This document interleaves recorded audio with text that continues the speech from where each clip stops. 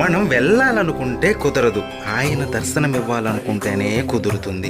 ఎంతోమంది వెళ్ళి దర్శనం కాకుండా కూడా తిరిగి వచ్చి ఉంటారు. మీకు రహస్యం చెబుతాను, వినండి. ఆయన మనకి దర్శనం ఇవ్వాలనే సూచనలు మనకి పంపుతాడు. ఎలా అంటే నిద్రపోతున్నప్పుడు కలలో కనపడడం, తరచూ శ్రీవారి గురించి విషయాలు మన చెవిన పడడం, లేదా ఎవరైనా తిరుమలకు పిలవడం.